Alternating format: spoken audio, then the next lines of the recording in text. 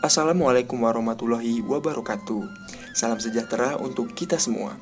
Perkenalkan, nama saya Joko Setiono, NIM 1702485, mahasiswa Pendidikan Ilmu Pengetahuan Sosial, Fakultas Pendidikan Ilmu Pengetahuan Sosial, Universitas Pendidikan Indonesia.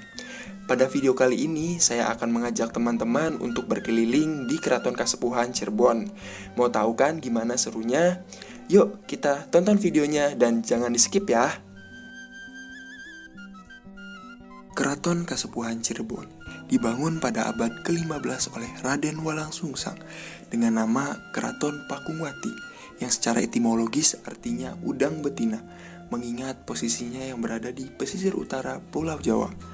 Berdiri di atas tanah seluas 25 hektar, bentuk arsitektur bangunan yang melambangkan terjadinya akulturasi budaya di tanah Cirebon seperti Majapahit, Tiongkok, Arab, India, Eropa, yang dapat dibuktikan dari penggunaan material bata merah, hiasan piring keramik dari Cina dan juga Eropa.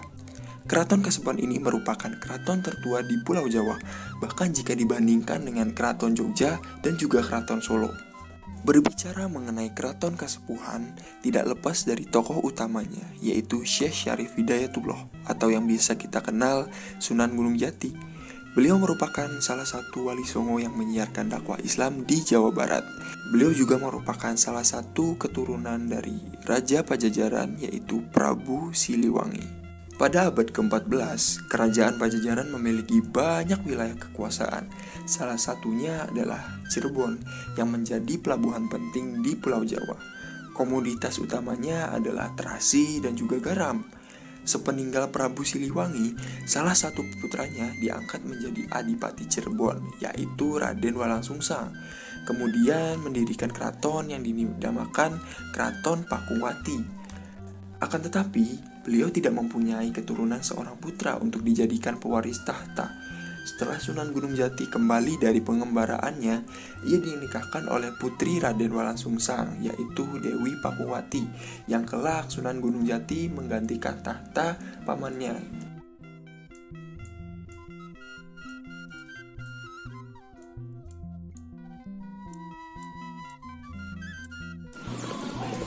Sekarang saya sedang berada di Keraton Kasepuhan Cirebon yang pada awalnya dinamakan Keraton Pakungwati, didirikan pada tahun 1430 oleh Pangeran Cakrabuana.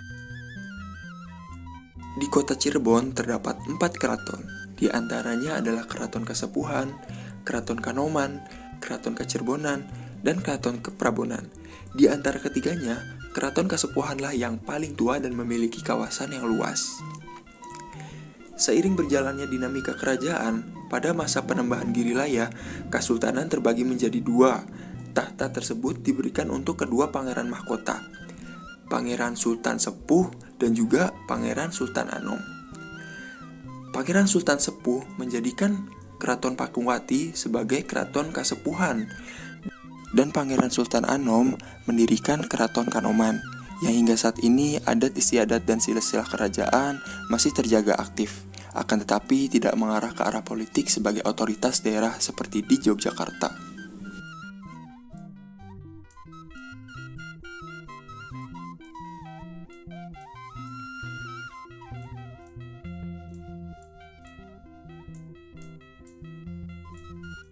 Patilasan dalam Agung Pakungwati merupakan cikal bakal berdirinya Keraton Kasepuhan.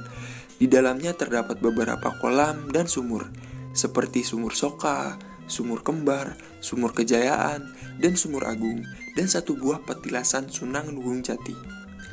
Salah satu sumur yang bisa saya gunakan untuk mencuci muka adalah Sumur Bandung atau Sumur Agung. Menurut informasi, air pada sumur ini mempunyai pH 7 yang baik untuk kesehatan. Di bawah permukaan tanah ini terdapat sungai dalam tanah yang menyebabkan rasa air sumur menjadi tawar, padahal kawasan komplek berdekatan dengan laut pesisir utara Jawa. Ya, teman-teman, di sini saya lagi ada di Keraton Pakungwati dalam ya. Jadi dalam ini ya, di sini benar-benar adem banget guys, beneran. Padahal ini di tengah kota loh. Adem banget, liatin.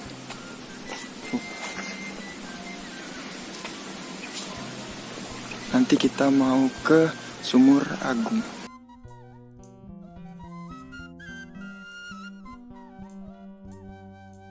Setelah mencuci muka atau bersuci dengan menggunakan air sumur ini, konon dipercaya akan segera mendatangkan jodoh. Hal ini ditekankan menurut para sejarawan yang mengatakan bahwa air ini digunakan para wali yang sedang berkunjung ke Cirebon untuk membersihkan diri. Di dalam komplek Keraton Kasepuhan juga terdapat museum yang berisi benda-benda peninggalan kerajaan pada zaman dahulu, seperti pedang, gamelan, perabotan, dan kereta singa barong. Lebih lengkapnya, mari kita masuk yuk.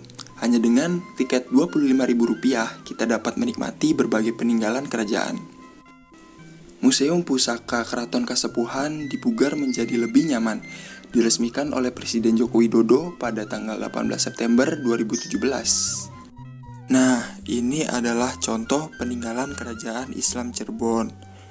Di antaranya ada senjata masa awal pendirian Cirebon, tempat jamu, cangkir, dan poci keramik dari Tiongkok. Senjata dari Pajajaran berupa berbagai macam jenis kujang.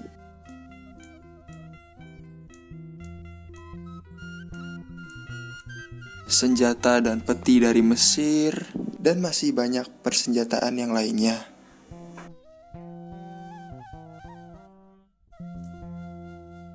Ini adalah peralatan kesenian wayang wong yang pada waktu itu sangat terkenal di kerajaan Cirebon. Peralatan teh seperti cangkir, poci, dan pot lilin kristal dari Eropa. Ada juga beberapa hadiah dari kerajaan di Nusantara.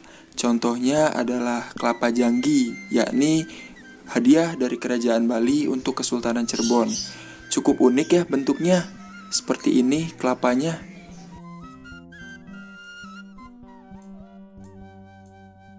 Nah, yang ini ada tombak dan juga mata tombak. Ada yang mata tombak tunggal, ada juga trisula. Semuanya digunakan untuk peperangan pada masa itu.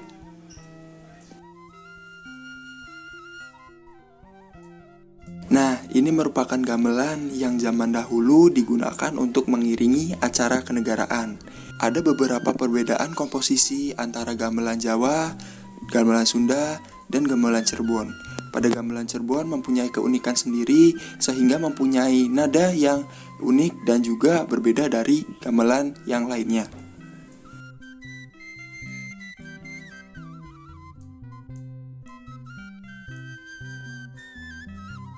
Salah satu koleksi yang ikonik di museum ini adalah kereta singa barong, yakni sebuah kereta yang khusus digunakan untuk sultan, hanya digunakan dan dikeluarkan pada 1 Syawal untuk dibersihkan. Kereta ini dibuat oleh Panembahan Losari pada abad ke-15 yang telah menerapkan konsep-konsep teknologi modern seperti mobil yang ada di zaman sekarang. Kereta singa barong diambil dari 4 unsur hewan yang melambangkan 4 budaya, yakni sayap burung merpati yang melambangkan Islam dan budaya Timur Tengah, belalai gajah yang dilambangkan budaya Hindu, naga sebagai lambang budaya Cina, dan badan singa yang melambangkan budaya Eropa. Saat masih beroperasi, kereta ini ditarik oleh 4 kerbau bule, terakhir digunakan oleh Sultan Sepuh kedua.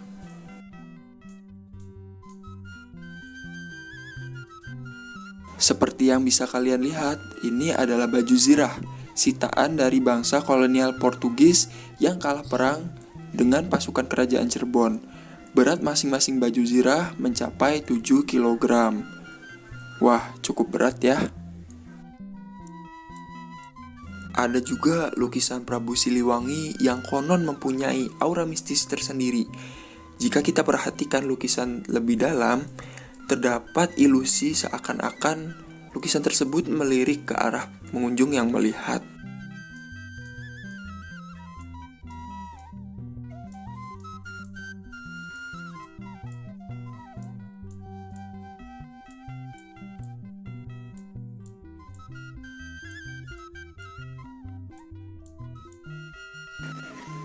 Nah, ini adalah ukiran kayu khas Cirebon klasik dengan motif floral dan megamendung.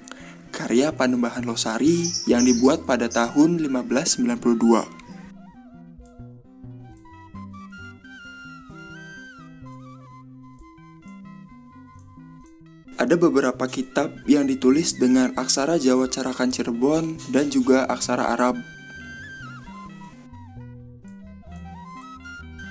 Ini adalah foto dokumenter keraton pada tahun 1920-an. Lihat, dari sisi bangunannya masih sama ya dengan yang sekarang. Kira-kira seperti itu ya teman-teman perjalanan wisata sejarah saya di Keraton Kasepuhan Cirebon ini. Peran wisata sejarah Keraton Kasepuhan Cirebon dalam kaitannya dengan pembelajaran IPS adalah dapat dijadikan sumber pembelajaran dalam mengenali sejarah kerajaan Islam yang ada di Indonesia. Sedangkan nilai pedagogisnya adalah yang pertama, di bidang religi atau keagamaan mengenai penyebaran agama Islam di Pulau Jawa maupun di Indonesia. Yang kedua, nilai bidang politik mengenai silsilah dan dinamika kerajaan. Yang ketiga, di nilai bidang ekonomi mengenai potensi apa yang dapat dijadikan daya tarik untuk menarik wisatawan.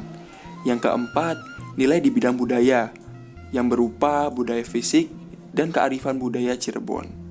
Terima kasih sudah menonton video saya. Mohon maaf apabila terdapat banyak kesalahan. Dan terakhir, pesan dari saya, mari kita dukung pariwisata lokal untuk memperluas hasanah ilmu pengetahuan. Dan dengan begitu, kita bersama-sama meningkatkan taraf hidup ekonomi masyarakat sekitar. Terima kasih, jangan lupa mampir ke Cirebon ya.